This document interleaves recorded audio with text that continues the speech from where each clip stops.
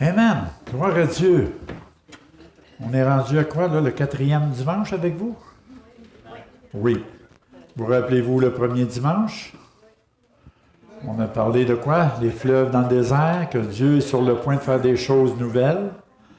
Le deuxième message que je vous ai emmené, c'est Pierre qui a marché sur les eaux, qui nous rappelle qu'on doit marcher par la foi et non par la vue. Amen. Parce que c'est quand on regarde à Jésus que les choses se passent. Les miracles se produisent. Amen. Troisièmement, après, ce que je vous ai emmené? L'unité, justement. Ça nous amène l'onction qui est le plus précieuse que toutes les autres onctions. Amen. Gloire à Dieu. Et j'ai peut-être mentionné ou je ne l'ai peut-être pas mentionné, mais pour qu'il y ait de l'unité, qu'est-ce qu'il faut? Quel ingrédient qui est important pour qu'il y ait de l'unité? Voilà, l'amour. Il faut qu'il y ait de l'amour entre les frères et sœurs.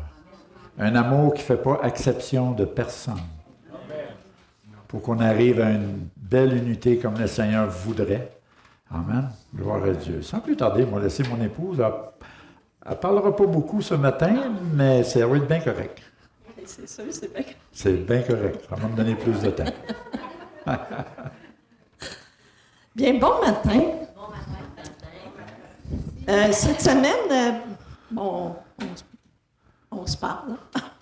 Ah oui? Oui, on se parle. Puis là, Mario commence à me donner. Ben, je demande tout le temps, c'est quoi tu vas parler vitement. Puis au début, c'est juste un verset ou peu importe. Puis je priais avec qu'est-ce qu'il y avait là, qu'est-ce qu'il me disait. Puis ce matin, Seigneur, non, ce matin, tu ne partages pas. Ah, qu'est-ce que tu veux que je fasse? Je fais rien, je fais quoi? Et moi, c'est ça que j'aime du Seigneur, il est diversifié. Amen? Amen. Chaque rencontre, elle est toujours différente, c'est diversifié. Et ça ne peut pas être du copier-coller. C'est ça qui est merveilleux avec le Seigneur, ça ne peut pas être du copier-coller. Des fois, on essaie de reproduire la même chose. Désolé, mais ça ne marche pas. Ça ne marche pas. Puis des fois, on a des grandes attentes. Oh, on a tout fait ça comme ça, puis ça a marché, puis on va le refaire. Bip, bip, bip. Ça ne fonctionne pas parce que ça ne peut pas fonctionner. Parce que chaque rencontre que Dieu fait, elle est différente. Des personnes différentes, des besoins différents. À chaque jour, on vit des choses différentes, fait que ça ne peut pas être pareil. Et c'est ce qui est merveilleux avec notre Dieu. Amen.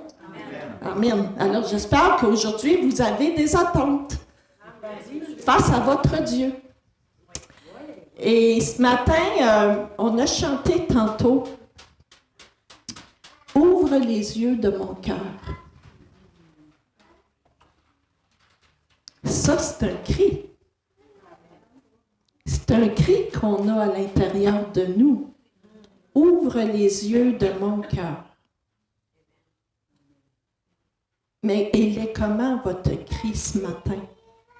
Ouvre les yeux de mon cœur. Est-ce que c'est un cri face à un besoin? Est-ce que c'est un cri face, Seigneur, je veux te connaître davantage? Seigneur, est-ce que je veux être plus proche? Parle-moi. Le cri peut prendre différentes formes. Et ouvre les yeux de mon cœur. Et ça disait quoi après? Je désire te voir. Pourquoi je désire le voir? Est-ce que je désire le voir d'une façon tournée vers moi? Est-ce que, Seigneur, je désire te voir parce que je veux que tu viennes me combler, venir me remplir? Et je ne suis pas contre, mais je désire te voir. Ou est-ce que je désire te voir parce que je veux être plus proche de toi, oh Dieu? Quel est, parce qu'on l'a chanté. Puis deux fois, on le chante, puis on ne s'arrête pas aux paroles qu'on peut chanter. Mais vous l'avez chanté, nous l'avons chanté. Ouvre Ouvre les yeux de mon cœur, je désire te voir. Alors, il y a un chant qui va jouer. Le Seigneur me mettait de mettre à cœur un chant avant que Mario vienne parler. Et ce chant-là, vous le connaissez sûrement, c'est un chant qui date quand même pas récemment. Le chant, c'est « Bienvenue Saint-Esprit ». Amen. Je viens dans ta présence. Alors, fredonnez ce chant, chantez ce chant, prenez le silence avec ce chant. Mais Seigneur, bienvenue Saint-Esprit ce matin. Bienvenue Saint-Esprit. Et viens ouvrir mon cœur pour recevoir ce que tu as pour moi ce matin. Pour recevoir ta parole que Mario va amener et que tu utilises, Mario, et que tu veux me donner ce matin. Alors, Saint-Esprit, viens. Est-ce qu'il est le bienvenu dans votre cœur ce matin? Mais bienvenue, Saint-Esprit. Nous entrons dans ta présence. Alors, juste laissez le Saint-Esprit venir vous préparer vos cœurs face au message que Mario va amener de la part du Seigneur ce matin. Juste se laisser bercer par notre Dieu et préparer nos cœurs face à ce qui va, Seigneur, en réserve pour chacun de nous et face à l'Église ici présente ce matin. Alors, Benoît, si tu veux bien partir ce chant et écouter ce chant.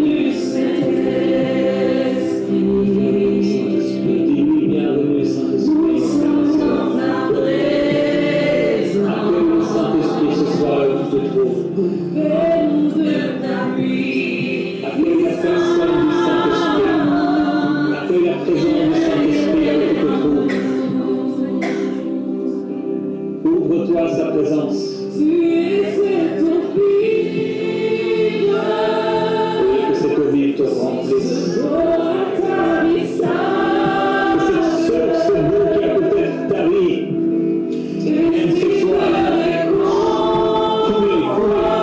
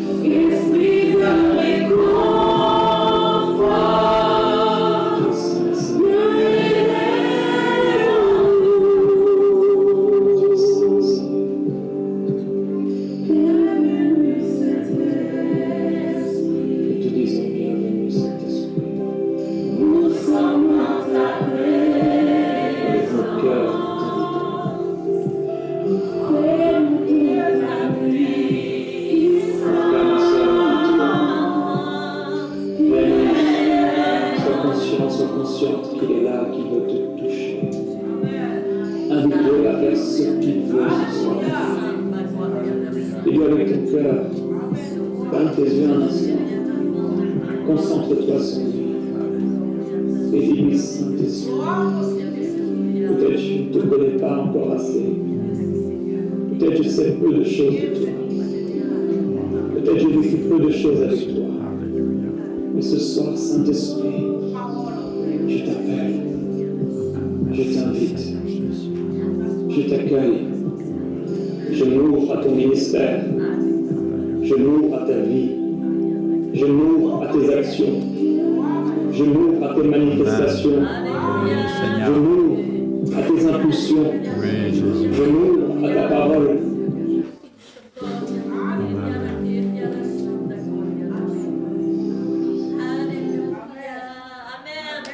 Gloire à Dieu. Alléluia.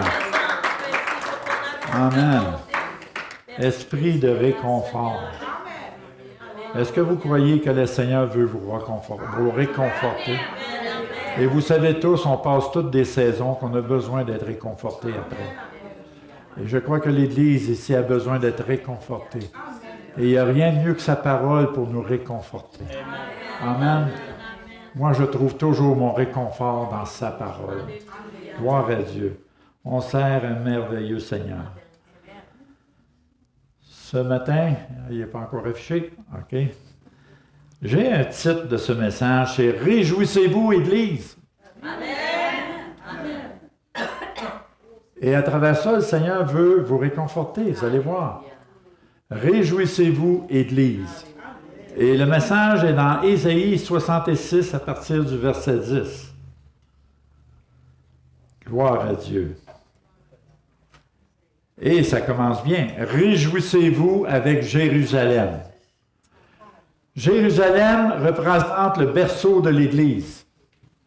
Et on peut même prendre le mot Jérusalem comme étant l'Église. Donc ici, on pourrait dire que le Seigneur s'adresse à l'Église. Quand il dit « Réjouissez-vous avec l'Église ». Amen. Pourquoi qu'il veut qu'on se réjouisse, bien-aimés? Vous savez, un cœur joyeux est un bon remède. Il y a de la guérison dans la réjouissance. Il y a de la guérison morale, physique, spirituelle dans la réjouissance, quand on a un cœur joyeux. Et vous savez que la parole nous enseigne même, bien-aimés, d'être joyeux même dans les difficultés. Sachant qu'il est en contrôle de tout, de toute façon. Hein? Si vous regardez 1 Jacques, Jacques veut dire le chapitre 1, verset 2, il dit « Réjouissez-vous ». Non, désolé. Regardez comme un sujet de joie complète les diverses épreuves auxquelles vous êtes exposés. Désolé, mon frère, je ne t'ai pas donné ce verset-là. C'est des pop-up que je reçois, ça, là. Donc, il dit « Regardez comme un sujet de joie complète les diverses épreuves ». Et on voit une multitude de versets qu'on va voir ensemble qui touchent par rapport à l'importance de se réjouir malgré tout. Est-ce qu'on peut se réjouir malgré les déserts qui est arrivé dans l'Église, malgré les situations, malgré les divisions, malgré n'importe quoi qui peut avoir arrivé dans l'Église? Est-ce qu'on peut se réjouir? Oui. Pourquoi? Parce que nos yeux sont supposés d'être sur l'espérance. Nos yeux sont supposés d'être sur le Seigneur. Comme Pierre, quand il s'est mis à couler, pourquoi? Parce qu'il a enlevé son focus de Jésus. Nous, c'est la même chose, bien-aimés. Si on enlève notre focus du Seigneur, c'est là que les problèmes commencent. C'est là qu'on peut faire naufrage dans notre foi. Amen. Donc, ça dit ici, « Réjouissez-vous avec Jérusalem, avec l'Église, faites d'elle le sujet de votre allégresse. » C'est quoi ce mot-là, allégresse? Vous rappelez-vous le premier dimanche? Qu'on a parlé justement que le Seigneur va faire des choses nouvelles, les fleuves d'eau. Qu'est-ce qui est arrivé à la fin de la réunion?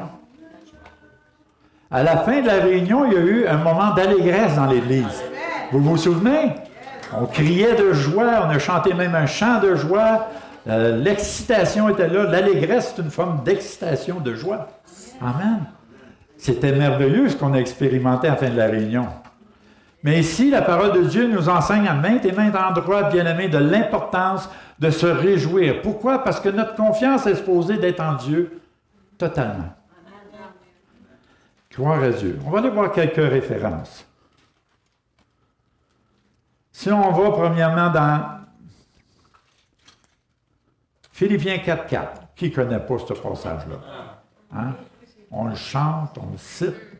Ça dit « Réjouissez-vous toujours ». N'oubliez pas, le mot « toujours », ça veut dire toutes les circonstances. Ça veut dire en tout temps, qu'importe ce que vous vivez. Réjouissez-vous toujours dans le Seigneur. Il va même jusqu'à le répéter. Je le répète, réjouissez-vous. Il y a une importance, il y a une délivrance, une guérison. Il y a quelque chose de merveilleux et de divin de se réjouir dans le Seigneur. Gloire à Dieu. Combien j'ai eu de victoires en me réjouissant dans les épreuves. Finalement, à un moment donné, j'ai compris Jacques 1,2. Au début, je ne le comprenais pas, je disais que ça n'avait pas de sens. Mais après, j'ai compris que le Seigneur fait une œuvre de transformation en nous à travers les épreuves. C'est pour cela qu'il nous emmène à se réjouir d'avance. Nos yeux doivent être sur l'espérance, bien-aimés. Donc, il dit, réjouissez-vous toujours, ça veut dire en tout temps, dans le Seigneur. Amen, gloire à Dieu. Merci Seigneur. Tournez avec moi maintenant dans Ésaïe 65, versets 17-18. On sait qu'un jour, ça va arriver, quand je vais créer des nouveaux cieux, une nouvelle terre. On ne se rappellera plus des choses passées. N'est-ce pas merveilleux? Il va arriver un temps qu'on va pouvoir être capable d'avoir la victoire sur le passé. Ça dit, elles ne reviendront plus à l'esprit. N'est-ce pas merveilleux? Après ça, ça dit, réjouissez-vous plutôt et soyez toujours dans l'allégresse. D'être toujours dans la joie. À cause de quoi? De ce que je vais créer. Et on sait qu'il va créer une nouvelle terre, des nouveaux cieux. Car je vais créer Jérusalem, qui est l'Église, pourquoi? Pour l'allégresse. Il nous appelle à être des gens joyeux. On est supposé d'être joyeux en tant qu'enfant de Dieu.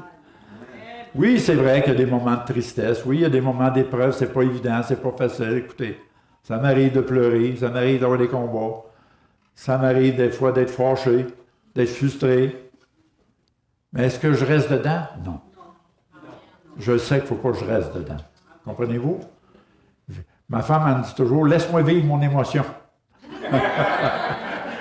Et j'ai dit, oui, tu as le droit de vivre ton émotion. Mais si tu restes trop longtemps dedans, je vais intervenir. Ça me parle autant moi, bien-aimé. Ne soyez pas inquiets. Il dit, à cause de ce que je vais créer, car je vais créer Jérusalem pour l'allégresse et son peuple, pourquoi? Pour la joie. Je ferai de Jérusalem mon allégresse. Dieu veut se réjouir avec son Église. Et de mon peuple, ma joie, on n'y entendra plus le bruit des pleurs, le bruit des cris. Merveilleux, hein? Ça va être merveilleux, bien-aimé. OK. Gloire à Dieu. Proverbe 18, verset 21. Pourquoi, avant de lire ce verset-là, je veux vous emmener revenez dans Isaïe 66. Parce qu'il y a une petite phrase à la fin de ce verset-là qui m'a intrigué. Parce qu'il dit ici, il dit, regardez bien, faites d'elle le sujet de votre allégresse, vous tous qui l'aimez. Est-ce que vous l'aimez, l'Église? Amen. À plus forte raison, vous êtes supposé de vous réjouir et être dans l'allégresse. Après ça, ça dit, tressaillez avec elle de joie. Qu'est-ce que ça veut dire, tressailler?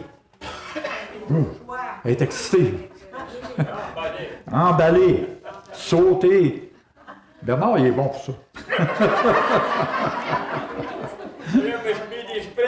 Oui, Bernard, il y a des springs en dessous de ses souliers. Il dit, tressaillez avec elle de joie, vous tous qui menez deuil sur elle. Oups. Ça amène une interrogation ici. Ça amène une interrogation, bien-aimé. L'Église, beaucoup d'Églises vivent des deuils. Des deuils souvent avec la langue.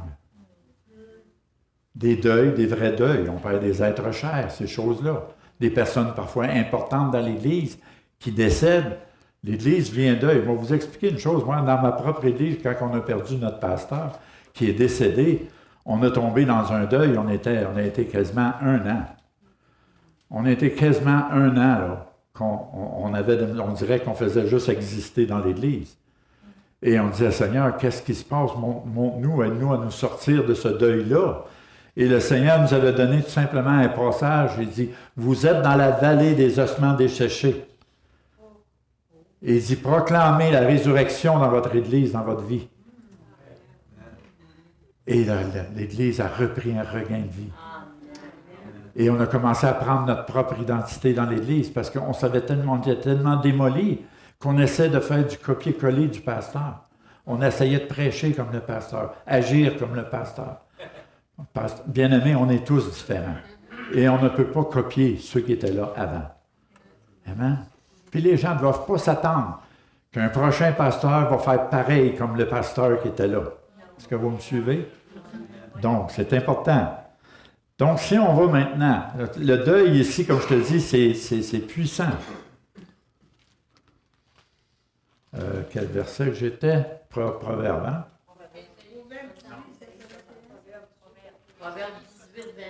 Merci. Ça dit, la mort et la vie sont au pouvoir de la langue. Voyez-vous comment est-ce qu'on peut emmener le deuil dans l'Église? Puis quand on emmène le deuil dans l'Église à cause des critiques, des murmures, des médisances, quand on l'emmène dans l'Église, ça l'amène le deuil. Ça tue. Avec notre bouche, on peut tuer.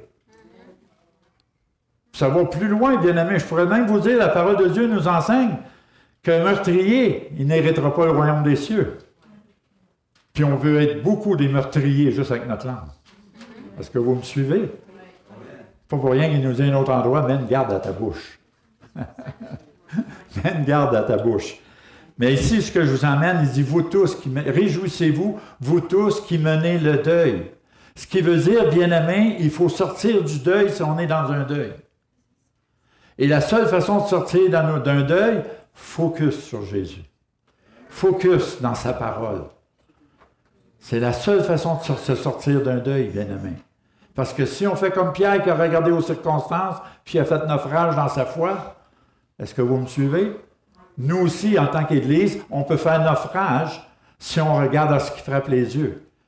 Puis qu'on vit un deuil, puis qu'on reste dans le deuil, puis on nourrit ce deuil-là. Donc, c'est pour ça qu'il dit, la mort et la vie est au pouvoir de la langue. Quiconque l'aime en mangera les fruits. Si tu aimes semer le deuil dans l'Église, tu vas récolter les fruits. Si tu sèmes la joie dans l'Église, tu vas en récolter des fruits aussi. Amen. La loi de semence de Dieu est parfaite. Je vous l'ai dit, je pense, le premier dimanche. Si on sème des carottes, on ne récoltera pas des patates. On va récolter des carottes. Amen. Fait que si tu sèmes le bonheur, la joie, l'allégresse dans l'Église, qu'est-ce qui va se produire? Il va se produire qu'il va y avoir de la joie, de l'allégresse dans l'Église. Amen. Gloire à Dieu. Donc, on voit que le deuil, vous savez, le deuil, comment est-ce qu'il peut être aussi causé dans l'Église? Par des personnes qui sont pessimistes constamment. Des personnes qui ne sont jamais contentes. Des personnes qui se plaignent tout le temps. Puis il n'y a pas une Église qui fait exception de ça. Parce qu'il n'y en a pas d'Église parfaite. Fait que c'est des choses qu'on voit constamment dans beaucoup d'Églises, dans différentes Églises. Pourquoi? Parce l'Église est remplie de gens d'une nature humaine. Et la nature humaine, elle est ce qu'elle est, elle est imparfaite. Et on fait des erreurs. Parfois, il y a des choses qui sortent de notre bouche qui ne devraient pas, mais ça sort. Mais grâce soit rendue à Dieu qu'on a un Seigneur qui est notre avocat, Jésus-Christ le juste, qu'on peut confesser nos péchés, demander pardon, puis il va nous relever. Amen. Gloire à Dieu. Mais c'est fou. Vous savez, un pessimiste, regardez bien ça. Une Église va vivre une opportunité. OK? Le pessimiste, lui, il va voir un problème dans l'opportunité. Mais l'optimiste, lui, il va voir l'opportunité dans le problème. C'est différent. Prenons un exemple de Josué et Caleb, avec les 12 espions. Il y en a 10 qui ont été pessimistes. Ils ont eu peur, vous voyez, selon les yeux. Mais il y en a 2 qui étaient optimistes, qui avaient de la foi, qui savaient qu'ils pouvaient conquérir le pays, même s'il y avait des géants. Amen. Gloire à Dieu. Le peuple d'Israël sur le bord de la mer Rouge. Ils étaient pas mal pessimistes, là. Ils avaient peur. Ils disaient, au point de dire, on a des tombeaux en Égypte, on est mieux de mourir en Égypte. Ça, c'est être pessimiste au bout de ça, là. Comprenez-vous? Mais dans l'Église, aujourd'hui, bien-aimés, ça arrive.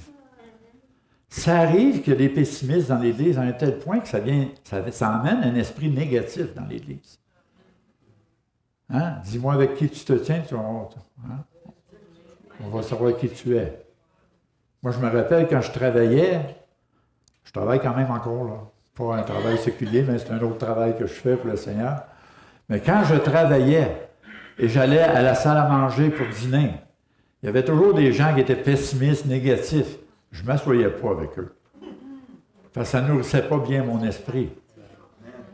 Donc, ça veut dire, bien-aimés, même dans notre vie chrétienne de tous les jours, nous devons faire des choix parfois dans nos vies.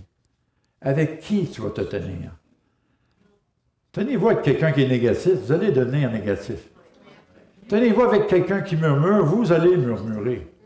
Et même, je vous dirais, ceux qui font de la médisance, puis que tu prends le temps de les écouter, tu prends le temps de les écouter, tu participes à sa médisance. C'est déjà arrivé, moi, des gens qui sont venus vers moi et qui ont commencé à faire de la médisance, de les arrêter. Tu dis non, je refuse ça. Est-ce que vous me suivez? En tant qu'enfant de Dieu, on a le pouvoir, l'autorité de refuser que des choses pessimistes, négatives rentrent dans nos vies. Nous avons le droit de prendre le nom de Jésus-Christ, l'autorité du nom de Jésus-Christ, pour empêcher que ces choses-là viennent nourrir notre esprit. Pas pour rien que la parole de Dieu nous dit à un autre endroit d'emmener nos pensées captives en Jésus-Christ, pas captives à des médisances ou à des critiques. Gloire à Dieu. Ça va? OK. Une autre chose, moi, il faut que je vous conte cette histoire-là. J'ai été à l'école biblique en 88 et on était un groupe d'une trentaine d'élèves.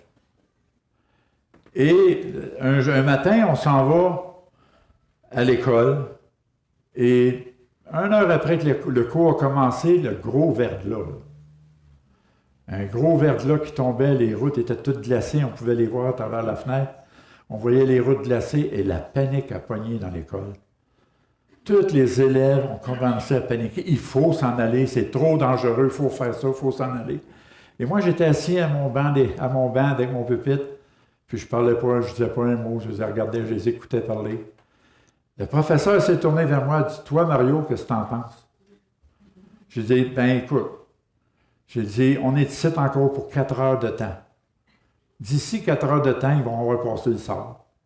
Les trucks, ils vont passer puis ils vont mettre le sable. Est-ce que vous me suivez? Fait que le professeur dit, vous avez entendu Mario? Fait que taisez-vous, on s'en va au cours. On continue le cours. Mais ça n'est un exemple de pessimisme. Voyez-vous? Les gens ont regardé ce qui frappait les yeux, la panique s'est emparée d'eux, la peur.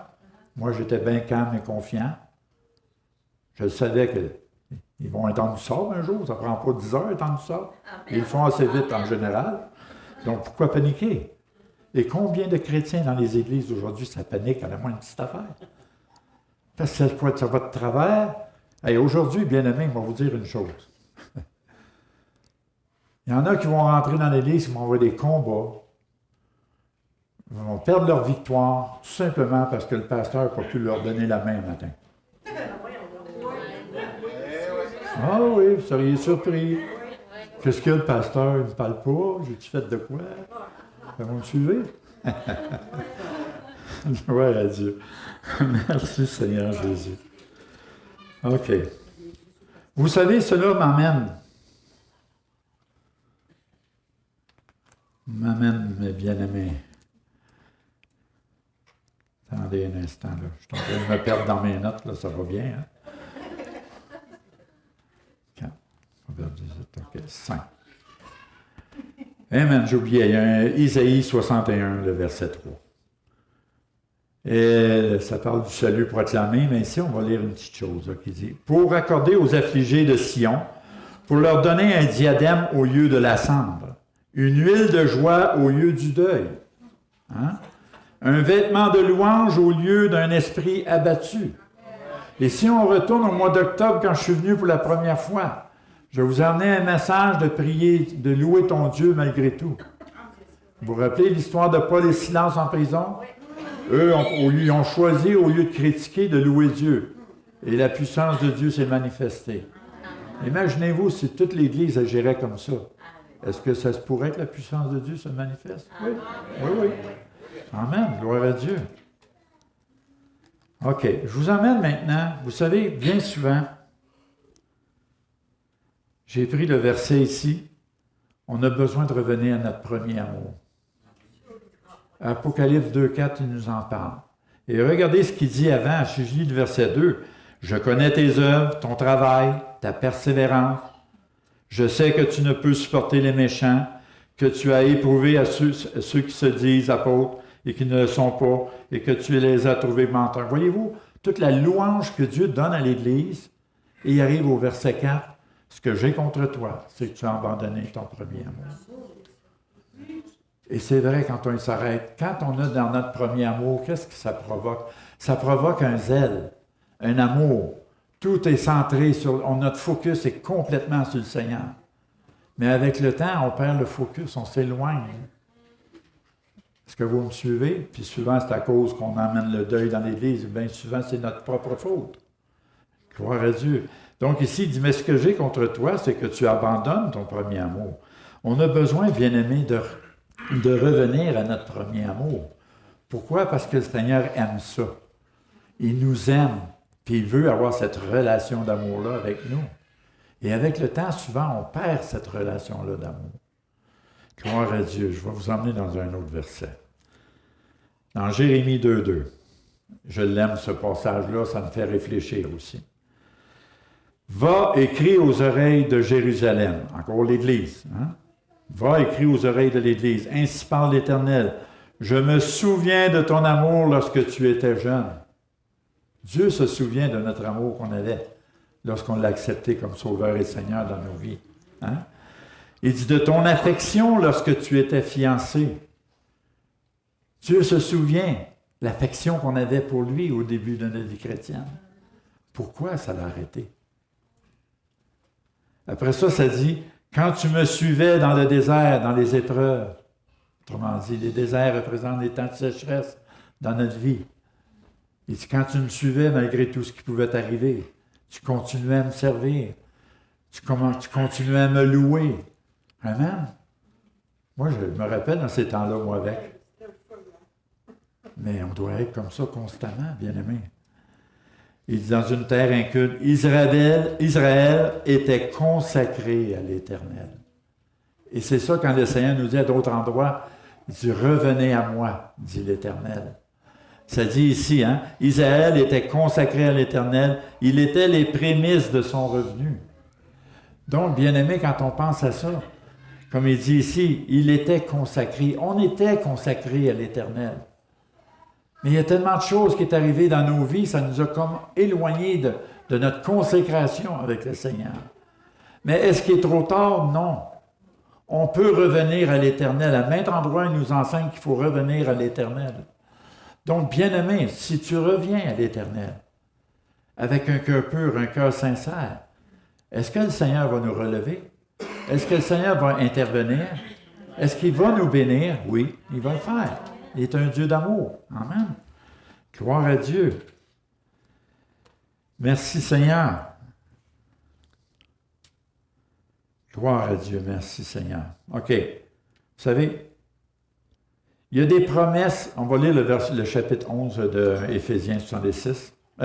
Ésaïe 66. Il va dire, quelle Bible qu'il y a, lui. De verset 11, on arrive au verset 11. Après avoir lu, vous tous qui menez le deuil sur elle, regardez le verset 11. Le pourquoi que le Seigneur veut qu'on se réjouisse constamment et qu'on soit dans l'allégresse, afin que vous soyez nourris et rassasiés.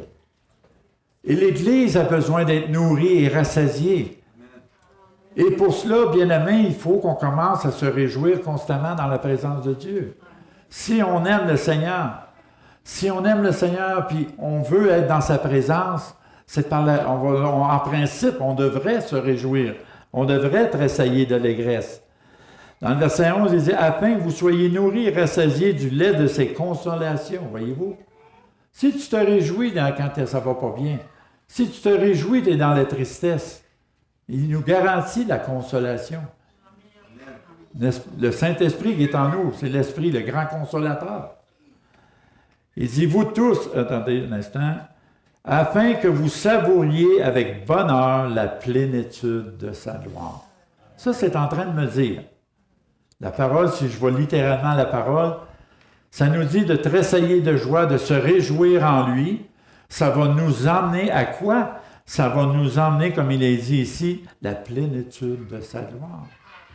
Combien de fois on entend les gens « Nous voulons voir ta gloire ». On chante ce chant-là même, « Nous voulons voir ta gloire ». Seigneur, manifeste ta gloire au milieu de nous. On le fait. Mais on a la solution aussi. La solution, c'est réjouis-toi avec l'Église. Tressaille d'allégresse avec l'Église. Amen. Au lieu de critiquer, au lieu de toujours ramener le passé, ces choses-là. Le Seigneur, il dit qu'il est sur le point de faire des choses nouvelles. Donc, on devrait déjà commencer à se réjouir des choses nouvelles qu'il va faire dans l'Église. Amen. Gloire à Dieu. Dans le verset 11, on peut aller voir Isaïe 60, versets 18 et 19. J'aime ça, qu'est-ce qu'il dit ici, dans le verset 11. On n'entendra plus, voyez-vous, quand on parle d'allégresse, de se réjouir avec l'Église, on n'entendra plus parler de violence dans ton pays, ni de ravage, de ruine dans ton territoire. Ça, on parle ici de la bénédiction, je crois, de la gloire future de Jérusalem. On parle souvent de l'espérance, mais vous savez, c'est des choses qui vont demeurer, l'espérance. Puis on nous demande, on nous enseigne dans la parole de toujours espérer, parce que c'est ça qui te garde en vie. Et c'est quoi déjà mon verset favori?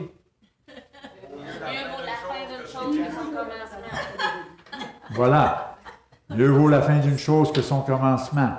La fin, c'est ton espérance que tu gardes. Et la fin va être quoi? Glorieuse. Gloire à Dieu. OK, si on continue. J'ai mes amis ici qui rient de moi, ils savent, eux autres. Là. C'est pour cela qu'il dit, on n'entendra plus parler de violence dans ton pays, ni de ravage et de ruine dans ton territoire. Voyez-vous, on parle de l'espérance de la fin.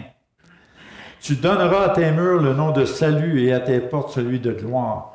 Ce ne sera plus le soleil qui servira de lumière pendant le jour, ni la lune qui t'éclairera de sa lueur, mais l'Éternel sera ta lumière à toujours. Ton Dieu sera ta gloire. Amen. Je dis souvent ça, je réalise en un instant, là. Je dis souvent ça, gloire à Dieu. C'est rendu mon patois. Je dis souvent gloire à Dieu. Même quand je me cogne un doigt avec un marteau, je vais dire gloire à Dieu. Ça fait mal, ben, ça. Mais je dis gloire à Dieu. Amen. J'aime mieux dire gloire à Dieu que dire d'autres choses. Vous comprenez? Donc, je choisis. C'est un choix, la vie chrétienne. Je choisis.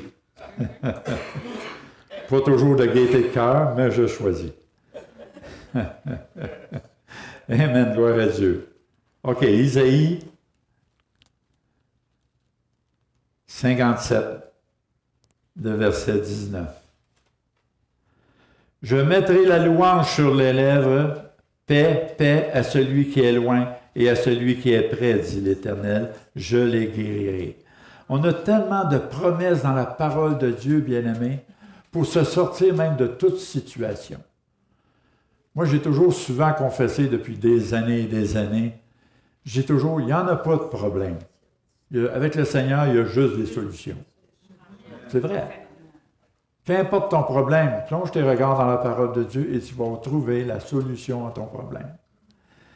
Donc, il dit, « Je mettrai la louange sur tes lèvres, paix, paix à celui qui est loin et à celui qui est près, dit l'Éternel, je les guérirai. » On ne parle pas juste physique. Dieu veut guérir nos cœurs qui ont été blessés, nos cœurs qui ont été offensés. Est-ce que vous me suivez? Qu'importe ce que les églises passent au travers, bien-aimés, vous n'êtes pas unique. Plein d'églises passent des situations difficiles. Mais il y a une chose que je sais. Si tu tournes tes regards vers le Seigneur, lui te secourra. Lui te remplira de son esprit. Lui manifestera ta gloire. Sa gloire veut dire dans ta vie. Amen. Gloire à Dieu. OK, je vous emmène maintenant dans Malachie 3, verset 18. Je sais que c'est des versets qu'on peut utiliser pour d'autres messages. Mais moi, j'utilise ces versets-là pour aujourd'hui. Par rapport de l'importance de se réjouir avec l'Église, de tressailler d'allégresse avec l'Église, de cesser de vivre dans le deuil. Ça va produire un changement, quelque chose de différent. Comme il est écrit ici, « Et vous verrez de nouveau la différence entre le juste et le méchant. » Et ça, je vais vous dire une chose, bien-aimés. On a tous, en quelque part, on serait supposé, d'avoir hâte de voir la différence dans l'Église. Vous savez qu'il y a bien des gens du monde que j'ai entendus de mes propres oreilles et qui confessaient, qui disaient, il n'y en a pas de différence avec l'Église et le monde extérieur. Ça arrive, il y en a qui disent ça. Pourquoi? Parce que ton attitude, ton comportement reflète les mêmes choses que les gens dans le monde. Et si on est des enfants de Dieu, on est supposé de refléter qui? Christ. Si on est des enfants de Dieu, on est supposé de refléter sa parole. Sa parole devient vivante quand tu la vis, puis tu l'appliques dans ta vie. Amen. C'est alors qu'on va voir, comme il dit ici, la différence entre le juste et le méchant, entre celui qui sert Dieu et celui qui ne le sert pas. Et je pense qu'aujourd'hui, on a besoin de voir cela dans les églises. On a besoin d'emmener la différence dans ce monde perdu même. Et tout cela dépend de l'attitude que nous allons avoir. Je vous l'ai dit, je pense, le premier dimanche, c'est ton attitude qui va déterminer ton attitude. Amen. Il est temps qu'on ait la bonne attitude en tant qu'enfant de Dieu, bien-aimé. Oubliant ce qui est en arrière, portant nos regards vers ce qui est en avant, parce que le meilleur est à venir est en avant. Dieu a des choses, des promesses qu'il nous donne, des fleuves dans le désert. Il va faire des choses nouvelles. Est-ce que vous espérez à cela?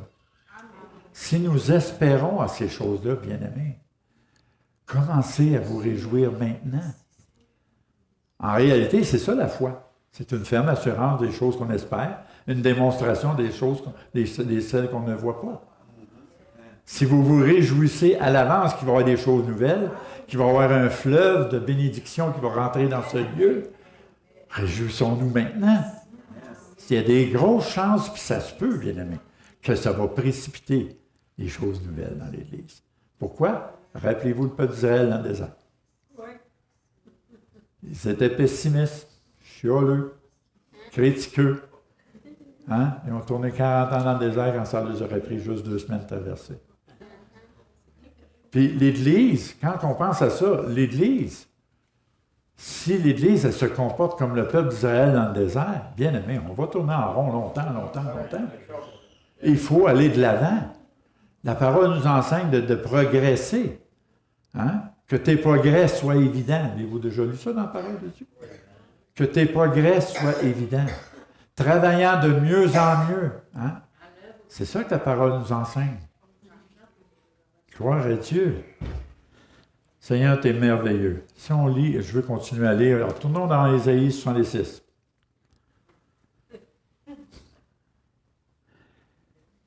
Toujours par rapport qu'il veut qu'on ait des transports dans l'Église, qu'on se réjouisse dans l'Église, avec l'Église. Hein?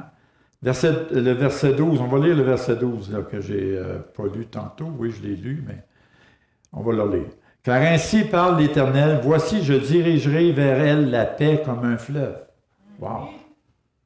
Il y a tellement de bénédictions rattachées à notre attitude et notre comportement, bien-aimés, qu'on ne réalise pas. Puis on en veut des bénédictions. Nous avons juste à obéir à ce qu'il nous demande. Après ça, il dit, « Voici, je dirigerai vers elle la paix comme un fleuve, et la gloire des nations comme un torrent débordé, et vous serez allaités. » Puis il revient aussi à être nourri, puis à être abreuvé. Il dit, vous serez portés sur des bras. N'est-ce pas merveilleux? Le Seigneur lui-même va nous porter dans ses bras si on a la bonne attitude et qu'on sait comment se réjouir. Et caresser sur les genoux. Ça me rappelle, je sais, je vous l'ai conté à la fin d'une réunion, par rapport à mon expérience avec l'amour du Père. Vous en rappelez, vous l'avez entendu? Donc, je n'ai pas besoin de le répéter. C'est correct? Donc, ça donne un exemple ici. Caresser sur les genoux. Verset 13. Comme un homme que sa mère console, ainsi je vous consolerai. Donc, on peut se réjouir malgré qu'on a été blessé, offensé ou quoi que ce soit. Mais il nous garantit que si on a cette bonne attitude-là, il va venir nous consoler. Amen. La consolation amène la guérison. Vous serez consolés dans Jérusalem, dans l'Église. Verset 14. Vous le verrez et votre cœur sera dans la joie. Ça veut dire, préparez-vous, bien-aimés. Préparez-vous parce que vous allez le voir. Réjouissez-vous maintenant et vous allez voir ce que le Seigneur va faire. Comme il est dit ici, vous serez consolés dans Jérusalem, dans l'Église, vous le verrez et votre cœur sera dans la joie. Et vos os reprendront de la vigueur comme l'herbe. L'Éternel manifestera sa puissance envers ses serviteurs. Beaucoup d'églises aujourd'hui, bien-aimés, parmi ses serviteurs, on est tous des serviteurs servants ici. Et beaucoup d'églises ont perdu la puissance de Dieu à cause de leur attitude et leur comportement dans l'Église. Et ici, il nous garantit, bien-aimés, que si ton attitude change, tu as une attitude d'allégresse, de joie, de toujours te réjouir dans le Seigneur, bien, il va ramener sa puissance au milieu de nous. Est-ce que ça fait du sens, ce que je vous dis? Bien-aimés, on a des merveilleuses... Tu sais, les femmes aiment bien prendre des livres de recettes, nous concocter des bons repas. C'est merveilleux. Mais la parole de Dieu est remplie de recettes. Puis c'est des belles recettes de bénédiction qu'on a dans la parole de Dieu. Il dit, l'Éternel manifestera sa puissance envers ses serviteurs. Mais par contre, regardez ce qui suit après. Mais il fera sentir sa colère à ses ennemis. Arrangeons-nous pour ne pas être ses ennemis. Amen. Soyons amis de Dieu. Et pour être amis de Dieu, il faut qu'il y ait une communion avec lui. Amen. Moi, je ne serai jamais ami de quelqu'un si je n'ai jamais de contact avec. Est-ce que vous me suivez? Ça a du sens, hein? Amen. Puis si je vis des problèmes, un vrai ami va être là pour t'aider. Amen. Et le Seigneur est un véritable ami. Parce que quand tu vis des situations précaires, il est toujours là. Il est avec nous dans le désert. Il est avec nous dans l'épreuve. Amen. Gloire à Dieu. Oh, j'ai goût de lire le verset 15 après. Car voici l'Éternel arrive dans un feu, et ses chars sont comme un tourbillon, et il convertit sa colère en un brasier, et ses menaces en flammes de feu. Mais j'aime le premier verset, la première phrase. Car voici l'Éternel arrive avec un feu. On pourrait se poser la question, on veut le feu de Dieu. Et on sait que le Seigneur va venir avec un feu, mais quel feu désirez-vous? Un feu dévorant ou un feu de bénédiction? Amen. Il y a un choix à faire, hein? Alléluia. Donc, ce que j'aime ici, bien-aimés, comme je vous l'ai dit, le verset 14, il dit... Verset 14, il dit « L'Éternel manifestera sa puissance envers ses serviteurs. » Moi, je me réjouis déjà à l'avance. Et mon désir, c'est que vous puissiez avoir la bonne attitude, le bon comportement que la parole de Dieu nous enseigne si on veut voir la puissance de Dieu se manifester au milieu de nous ou en chacun de nous-mêmes. Amen. Même dans ma propre vie personnelle, mon attitude est importante. Moi, je décide, qu'importe ce qui se passe, de me réjouir en l'Éternel. Je décide d'avoir des transports d'allégresse dans le Seigneur. Je décide de louer mon Dieu malgré tout. Pas pour rien que le David, il dit dans les psaumes, hein, « Mon âme loue l'Éternel ». Vous savez ce que ça veut dire? Ça veut dire son âme, c'est sa volonté. Ça veut dire ça ne tentait pas de louer Dieu avec les épreuves qu'il vivait. Mais il commandait à sa volonté de dire « Hey, là, tu Joe, arrête de te plaindre puis loue Dieu. » David était un homme qui a fait des exploits.